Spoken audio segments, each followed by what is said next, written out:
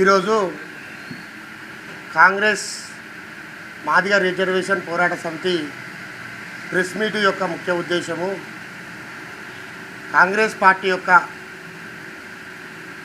Parliament యొక్క ఎలక్షన్ల యొక్క విజయానికి కాంగ్రెస్ ఎంఆర్పిఎస్ మద్దతుగా మేము నిర్వహించేటువంటి ఈ ప్రెస్ మీట్ యొక్క కార్యక్రమము మందకృష్ణ మాదిగ గత కొద్ది రోజుల నుండి అదే పనిగా కాంగ్రెస్ వాళ్ళను కానీ మరియు మాదిగ జాతికి అన్యాయం జరిగిందని ప్రతినిత్యం ప్రెస్ మీట్ల మీద ప్రెస్ మీట్లు పెట్టుకుంటూ పార్టీని తప్పుదోవల పట్టించే పరిస్థితికి తీసుకొస్తున్నాడు. మరి మందకృష్ణ గారికి ఒకటే మేము తెలియజేయాల్సిన విషయం ఏంటంటే, మందకృష్ణ మీరు 30 సంవత్సరాల నుంచి మాదిగ రిజర్వేషన్ కోసం పోరాటం చేస్తున్నారు. మీరు పోరాటం చేసినటువంటి ఫలితాలు ఒక్కసారి మీరు ఆత్మ పరిశీలించుకొని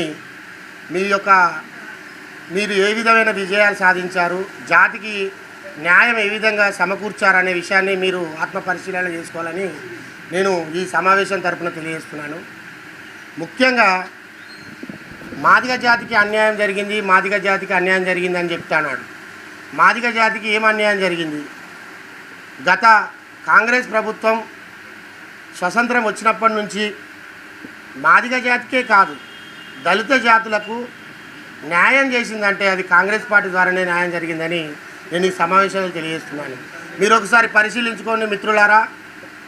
ఈ సమాజంలో మను ధర్మానికి జాతి అంతరాని తరానికి గురైనటువంటి పరిస్థితుల ఈ భారతదేశంలో దళిత జాతులు ఉండేవాళ్ళు. ఈ దళిత జాతులు ఎన్ని ఉన్నాయనే విషయాన్ని కూడా మందకృష్ణకు తెలియదు. నేను ఈ సమావేశ ముఖంగా తెలియజేస్తున్నాను. ఈ దళిత జాతులలో ఎన్ని కులాలు అగ్రవర్ణాలకు బలైనవి తెలుసా?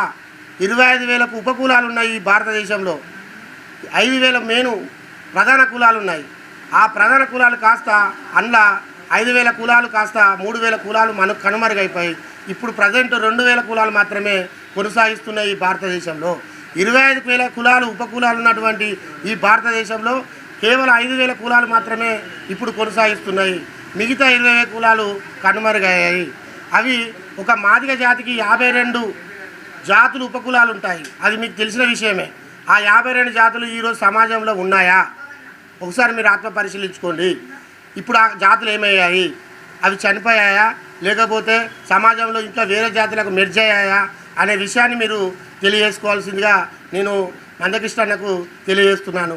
ఇవాళ మందకృష్ణ అన్న కేవలం వర్గీకరణ పెట్టింది మాదిగ జాతి కోసమేనా, లేకపోతే మాదిగ జాతి ఉపకులాలు కూడా బాగుపడాలని కోసమా, లేకపోతే దళిత జాతి మొత్తము దళిత జాతికి సంబంధించినటువంటి అన్యాయాలకు సరైన న్యాయం చేయడం కోసం మందకృష్ణ అన్న వర్గీకరణ పెట్టిండా అనే విషయాన్ని మీరు ఒకసారి ఆత్మ పరిశీలన చేసుకోవాల్సిందిగా కోరుకుంటున్నా.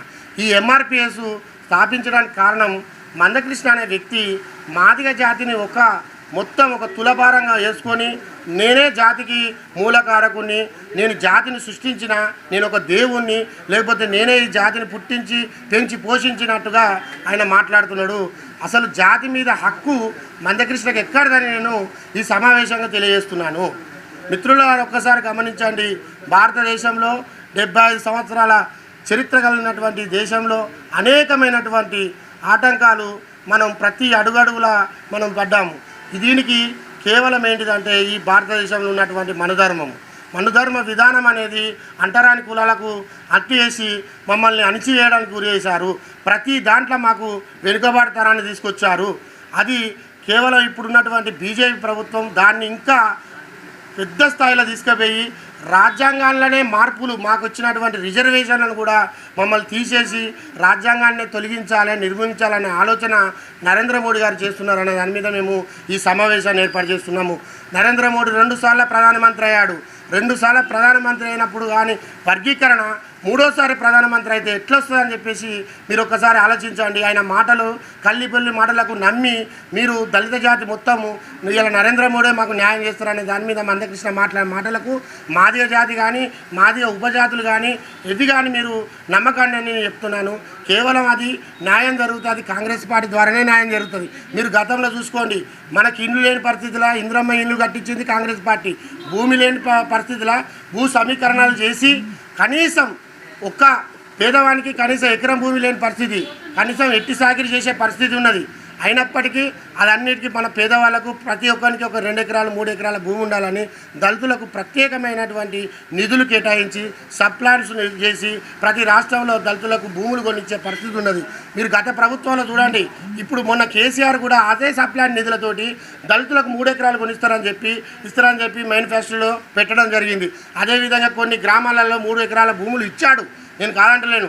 కానీ సరైన న్యాయం జరగలేదు దళితులకు. బీఆర్ఎస్ పార్టీలో కూడా అతడు కూడా సామాజిక అన్యాయం చేసిందని చెప్పి కూడా నేను ఈ సమావేశంలో తెలియజేస్తున్నాను. ముఖ్యంగా మాకు ఇక్కడ కావాల్సింది రాజ్యాంగం వర్సెస్ బీజేపీ పార్టీ చేస్తున్నటువంటి ఆగత్యాలు ఈ సమాజంలో చాలా ఘోరాతిఘోరమైన పరిస్థితి తీసుకుపోతున్నాయి. ఈరోజు మళ్ళీ కాక బీజేపీ ప్రభుత్వం కాక వస్తే దళితుల పరిస్థితి ఆత్మహత్య చేసుకునే పరిస్థితి ఏర్పడుతుంది. మీరు ఒకసారి గమనించండి. మీరు ఓటేసే ముందు మనకు ఓటు హక్కే లేదు. దళితులారా, ఈ సమాజంలో మనం ఎంత శాతం ఉన్నామనే విషయాన్ని మీరు గమనించండి. బహుజనులారా, ఎంత శాతం ఉన్నదని గమనించండి. 80% మనుషులు ఈ భారతదేశంలో ఉన్నారంటే అది దళిత బహుజనులే, గిరిజనులే, ఎస్సీ ఎస్టీ బీసీ మైనార్టీ వాళ్ళే ఓటు సంఖ్య ఎక్కువ ఉంది. కాబట్టి మీరు ఒక్కసారి ఆలోచించండి. మన చేతిలో ఆయుధం ఇచ్చింది ఆ దేవుడు అంబేద్కర్ గారు. ఆయన ఇచ్చినటువంటి ఆయుధాన్ని మనము ఓటు రంగంలో పెట్టి మంచి లీడర్లను ఎంచుకొని మంచి ప్రభుత్వాన్ని ఎంచుకొని సమాజాన్ని భారతదేశంలో సంస్కృతి సాంప్రదాయాలను నిలగొట్టాలనే విషయాన్ని మీరు మర్చిపోకండి. బీజేపీ ప్రభుత్వంలో మీరు ఇరుక్కపోయి రేపొద్దున బీజేపీ ప్రభుత్వం చేసిన మాయ మాటలకు నమ్మి మళ్ళీ మూడోసారి కాక అధికారం వాళ్ళ చేతిలో పెడితే ఈసారి మన పరిస్థితి చాలా దారుణమైన పరిస్థితి. కంప్లీట్గా చట్టాలను మార్చి వాళ్ళకు కావాల్సిన చట్టాలను అనుకూల చట్టాలు తెచ్చుకొని మనల్ని మళ్ళీ 1000 సంవత్సరాల క్రితం వెట్టిసాకిరి ఎట్లయితే జీతాలను ఉంచుకున్నామో అదే పరిస్థితి మన పిల్లలను కూడా జీతగాళ్ళుగా సరైన చదువుకు న్యాయబద్ధంగా చేయకుండా చిన్న ఉద్యోగాలకు జీతాలు ఇచ్చి చాలా పరిస్థితి బీటెక్ చదివి కూడా 5,000కు 10,000కు ఉద్యోగం చేస్తున్నారు. అది మీకు తెలుసు. బీఈడీలు ఎంఈడీలు చేసి కూడా చిన్న పనులు చేస్తున్నారు. ఇవాళ స్విగ్గీ కానీ ఇవాళ జొమాటో ఇలాంటి బైక్ రైడింగ్స్ చేసుకొని బతికే పరిస్థితి ఇలా పీజీకే విద్యార్థులకు ఉన్నది. దీనికి కారణం ఎవరు? నరేంద్ర మోడీ ప్రభుత్వ సంస్థలన్నింటినీ ప్రైవేటు సంస్థలను చేసి ప్రైవేటీకరణలో మొత్తం బానిసత్వం చేయాలనే ఆలోచనతోటి ఇలా నరేంద్ర మోడీ కంకణం కట్టుకొని ఉన్నాడని నేను చెప్తున్నాను.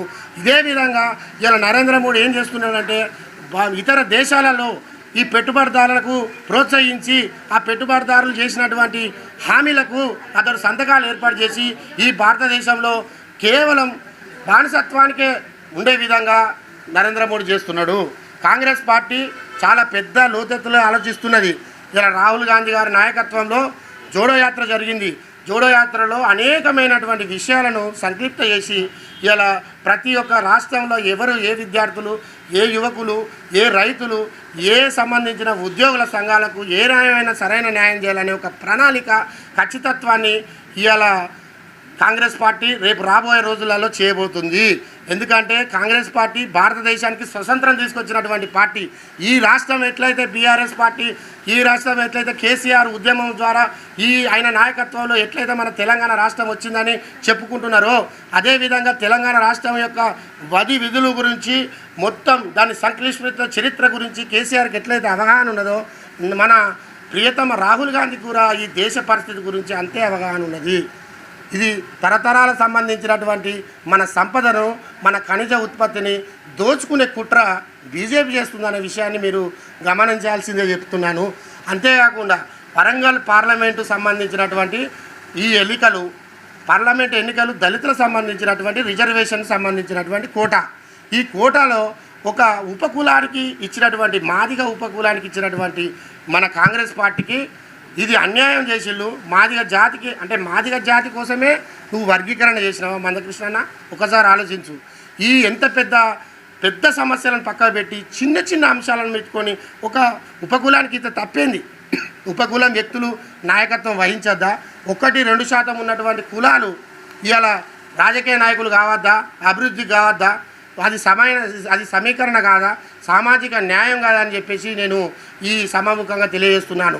అంతేకాకుండా ఈ సమాజంలో చాలామంది వ్యక్తులు గుర్తించాల్సిన విషయం ఏంటంటే విద్య అనేది కంప్లీట్గా మనకు అందని ద్రాక్షగా మిగిలిపోతుంది. రాబోయే రోజులలో విద్యకు సంబంధించినటువంటి పీఠము మనకు కాంగ్రెస్ పార్టీ పెద్దపీట వేసి ఎస్సీలకు సపరేట్ అయిన యూనివర్సిటీలు, గురుకులాలు, ప్రత్యేక రిజర్వేషన్లు, ప్రత్యేక సంబంధించిన ఉద్యోగాలు ఏర్పాటు చేసింది కాంగ్రెస్ పార్టీలు ఉన్నప్పుడు.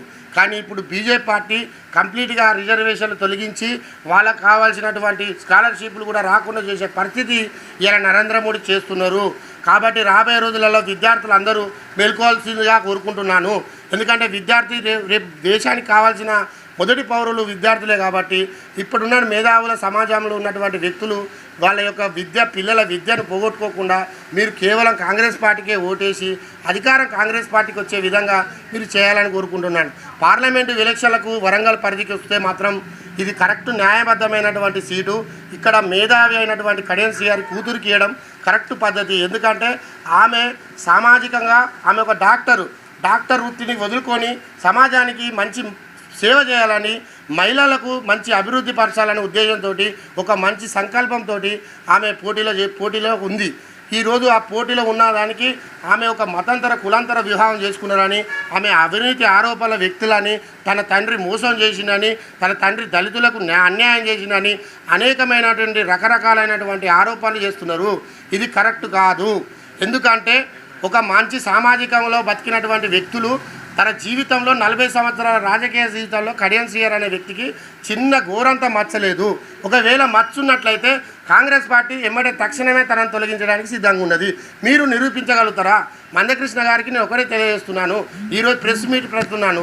రేపు పొద్దున మీరు నిరూపించినట్లయితే ఇదే మందకృష్ణ గారికి నేను సవాలు ఇస్తున్నాను. అతను కంపల్సరీ మేము తొలగించి వేరే వాళ్ళకి టికెట్ ఇప్పిస్తాం. మీరు దీనికి సిద్ధంగా ఉన్నారా? ఖబర్దార్ మందకృష్ణ, మీరు ఖచ్చితంగా దీని మీద మీరు ఆరోపణించాలి. మీరు ఏదో మేము మాది వల్ల మొత్తం మాకు సంబంధించిన కొమ్ము కాసినట్టు మేము ఎంఆర్పిఎస్కు సృష్టికర్తలము, జాతి మొత్తం మాకు చెప్పినట్టు వింటారని నువ్వు అనుకుంటున్నావు. నువ్వు చేయబట్టే జాతి హీనమైన పరిస్థితికి పోయింది. అది ఎలానో నేను చెప్పగలుగుతా. ఎందుకంటే ఇలా జాతి పేరు చెప్పుకుంటే భయపడే పరిస్థితికి నువ్వు కొంతమంది గుండాలను తయారు చేసినావు. జాతి పేరు మీద అడుక్కుంటారు తెలుసా? సమాజంలో ఒక ఆఫీసర్ల దగ్గరికి పోయి బెదిరించే పరిస్థితి తీసుకొస్తున్నారు. ఎక్కడ పంచాయతీ చేసినా వాళ్ళను బందీలుగా చేసి వాళ్ళను జనగా పిలిచే పరిస్థితి ఇవాళ ఉన్నటువంటి వర్గీకరణ ఉన్నటువంటి వ్యక్తులు తిరుగుతున్నారు. సో వీళ్ళకు మీరు ఏమి న్యాయం చేసిళ్ళు, ఏం తెలివి నేర్పిళ్ళు, సమాజంలో మీద పడి గుంజుకొని తినమని చెప్పిలా. ఇవాళ మాది వాళ్ళకు సీటు ఇవ్వడం కన్నా ఇంకా వేరే వాళ్ళకి సీటు ఇస్తే మంచిది. ఎందుకంటే ఇలాంటి గుండాగాలను ఇచ్చి మేము సమాజంలో మేము ఒక దుర్మార్గమైన వ్యవస్థకు మేము దారితీసిన వాళ్ళమైనా అని చెప్పేసి మిగతా జాతులకు ప్రేరేపించే పరిస్థితి ఇవాళ నువ్వే తీసుకొచ్చినావని చెప్తున్నా మందకృష్ణ. ఈ విషయాన్ని మీరు గమనించండి. దయచేసి ఇప్పటికైనా సమాజంలో మేల్కొండి. ఇలా వరంగల్ పార్లమెంటే కాదు, తెలంగాణ రాష్ట్రంలో ఉన్నటువంటి 17 పార్లమెంటు స్థానాలకు కాంగ్రెస్ పార్టీ పోటీ చేస్తుంది. దానికి కావాల్సినటువంటి మీరు అందరూ ఆ పార్టీలో ఉన్నటువంటి వ్యక్తులకు సరైన విధంగా న్యాయబద్ధంగా మీరు నిజాయితీగా ఓటు వేసి పార్లమెంట్ ఈ తెలంగాణ రాష్ట్రంలో 17 స్థానాలకు గెలిచే విధంగా, మరియు అదే విధంగా దేశంలో ఉన్నటువంటి ఎంపీ పార్లమెంట్ అభ్యర్థులను గెలిపించే విధంగా మన దేశ ప్రజలకు, ఈ తెలంగాణ ప్రజలకు ఉన్నదని నేను ఈ యొక్క సమావేశంగా తెలియజేస్తున్నాను. దయచేసి రాజ్యాంగాన్ని కాపాడండి. రాజ్యాంగం యొక్క గొప్పతనాన్ని సమాజంలో గుర్తించండి. విద్యార్థులారా, మీరు చిన్న చదువుకున్నా పెద్ద చదువుకున్నా రాజ్యాంగం పట్ల కానీ అంబేద్కర్ పట్ల కానీ మీకు ఒక అవగాహన అనేది ఉంది. ఇప్పటికీ ఆ అవగాహన ప్రకారం మనం రాజ్యాంగం మారితే ఏ పరిస్థితులకు వెళ్ళిపోతామని ఒక ఆలోచన చేసుకొని మీరు దయచేసి కాంగ్రెస్ పార్టీకి ఓటేసి రాజ్యాంగాన్ని కాపాడాల్సిందిగా నేను వేడుకుంటున్నాను. మీడియా మిత్రులకు మీరు నాకు సపోర్ట్ చేసినందుకు మా ఎంఆర్పిఎస్ తరఫున కృతజ్ఞతలు తెలియజేస్తున్నాను.